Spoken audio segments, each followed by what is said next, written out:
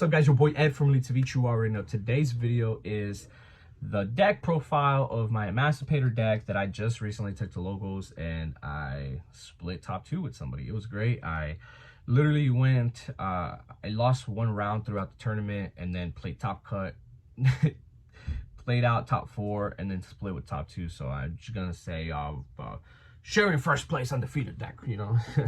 It's crazy. I like the deck a lot. I think it's great. There is a lot of changes that I will do to the deck. I build a very fun version of it.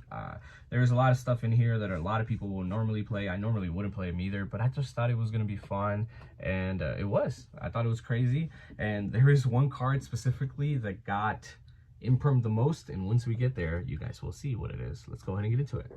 All right, so for today's video, we're gonna go over my whole main deck. We're gonna go over the whole extra deck. Side deck, we're just gonna show you guys what I sided, but I don't think my side deck was all that great. First of all, of course, while we have, because I don't think they'll ever get hit ever, but you gotta always play 3 Researcher, 3 Seeker, 3 Analyzer, and these are all the tuners, and you're maxing out on them. For a lot of the people who don't know what they do, because a lot of people don't know what they do, is you special summon this one if you control a rock, this one if you control an Adamancipator, and this one if you control no monsters and your opponent does. Then they all do the same thing where they look at the top 5, so you excavate the top 5 cards from your deck, and if any of them are level 4 or lower rock monsters that are not tuners, you can special summon any one of the 5. Then you put the cards at the bottom of the deck in whatever order you want. I don't like whenever I do that and then my opponent tries to grab my deck and start shuffling. Don't touch my shit.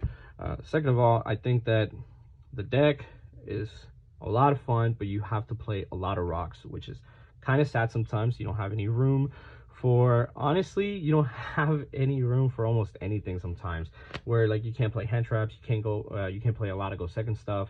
So if you reveal stuff and you don't reveal any rocks, it really sucks. These are other Adamancipator cards that you play in the deck, but they don't necessarily reveal. This one, if it's special summoned by an Adamancipator card effect, so it could be the Reborn or one of these, you draw a card. This one doesn't matter. We don't read that card. We don't need that card ever. I just like it because it's a wind, and it's a good level 4 rock that I throw into the grave. Continuing on, we have a couple of Kurakimarus. I play, of course, Supplier, which is one of the best Kurakimaru monsters that you can ever play. But second to, of course, Guardian. Guardian being the #1 best Kurakimaru monster you can always honestly reveal or open. There's a lot of good stuff in here where you can normal summon this and then still be able to do a lot of other stuff. I also play one Sandman. I like Sandman a lot. I was also playing Overload, or the other one, I'm sorry, but the other one that would negate if a monster would be summoned. I cut it. I just play a lot of other stuff in here right now. I cut a lot of other rock stuff in here. Continuing on to other rock monsters, of course, the Hidden Gem. This guy is one of the most priceless cards in your whole deck. This is great. You can normal summon another earth or water monster from your hand with this guy's effect. Crazy. I actually really like it a lot. Triple Doki Doki. A lot of these stuff, you got to max out on it because you want to be able to see them, and you want to be able to use a lot of the other stuff and a lot of the other effects that come along with this. Continuing on, of course, one Gate Blocker, because Gate Blocker is kind of nice, especially if you're playing against like Runic and stuff. You just literally summon this in defense, and you can literally just pass. Of course, with another board. I play one Gigantes, I play one Rock Spirit, and I play Weeping Doll, because I think Weeping Doll is weird. And of course, Tackle Crusader. Weeping Doll came in handy because I was summoning out Herald from the extra deck, and it helped a lot, besides, you know, using Doki Doki, because you can always go Doki Doki and one of the level 2 tuners, but this one made it so much easier to where I was able to do it more often. Continuing on, triple Nibiru, because Nibiru is just a really good rock card that you can use in this deck, and it doesn't prevent you from doing anything else, because you can always have a rock on the field, them with the token, and then you can still summon out like Researcher and stuff like that, right? Which is always great. Now, this is the card that I played that people are going to be tripping out about, but I played Triple Goblin Bird. This is really nice, but it sucks when you get stopped. It's also an earth, so it's another card that you can normal summon again. So you can have a normal summon and then a second normal summon, and this could be that second normal summon, and then you get a special summon off of this, which is crazy. It's so nice. This card, honestly, was impermed a lot.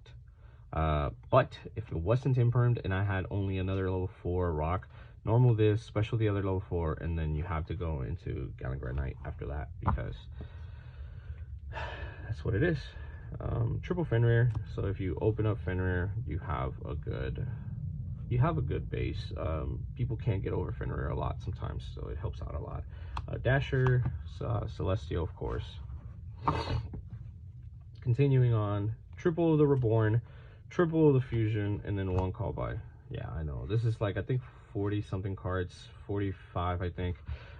These you don't see a lot, but when you do see them, they just help out so much. It's crazy.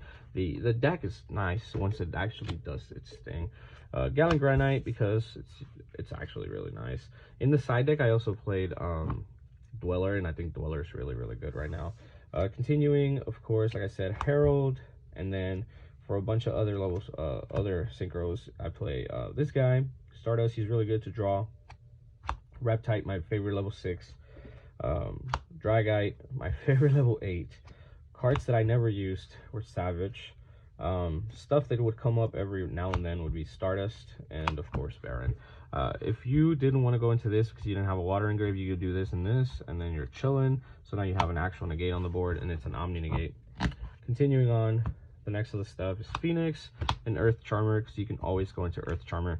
I make Earth Charmer going first a lot because it's a good way to get this summoned out and then start summoning out other stuff to where it points to. But the important stuff is getting stuff that you don't need on the field that you can't synchro with just out to the grave.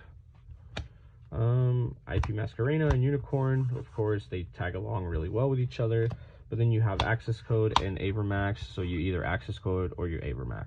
A lot of people can't get over Avermax, so if you're gonna go Avermax on their turn, you're gonna be fine. But if you're gonna Access Code, that's on your turn. And of course DP, the 1 DP. If they unicorn it, which has happened to me a lot, but 90% of the time you don't open the card if they unicorn it, which is crazy. I don't know if we ever opened up Fusion Destiny, so it's really funny. For the extra, for the side deck, of course, this is gonna be a quick one. Triple Kaiju, because I am just such a huge fan of these Kaijus. Triple Draw Unlock. It's actually came up a couple times where I've sighted them in and seen them.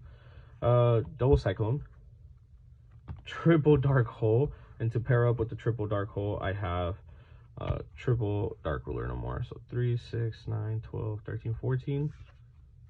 Dweller as my 15th card, of course. I picked up this at Nats for some reason. It was just like a really cheap and easy pickup.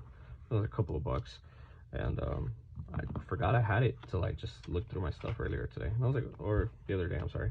And I was like, oh, I have that. But that is my deck. I think the deck is a lot of fun. It's definitely not the most competitive build for Adamancipators, but it is a lot of fun. Goblingberg as an Earth is just crazy, and it does a lot of work, and it does actually put in a lot of work. If it gets through, it gets through, and then if they don't have anything to stop you, you just kind of sit there and win. I've built really nice boards with this deck. Earth Charmer would be one of them if I didn't have anything else, and then like IP, and then I would have like Dragite, Baron, and maybe like Herald on the field, and that's like one of the most like top tier like boards that I'm able to make. But yeah, you just have a lot of cool stuff. Thank you guys for watching. I'll see you guys on the next video. I hope you guys all enjoyed. I love this deck. I love Adamancipators, and they definitely do have a lot more going for them, more in the future, so hopefully we can do more Adamancipator videos. Thank you guys. See you then. Thank you for making it to the end of the video. Don't forget to check out Dank Rituals. Their link will be down in the description. Also, you guys should definitely join my Facebook group. I have a lot of really cool updates and a lot of really good information that you guys might want to keep up with about giveaways and whatnot on there.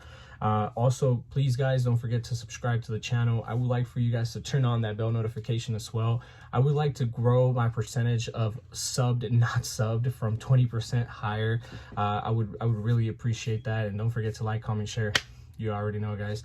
Appreciate y'all very much, and I'll see y'all in the next video. Yeah.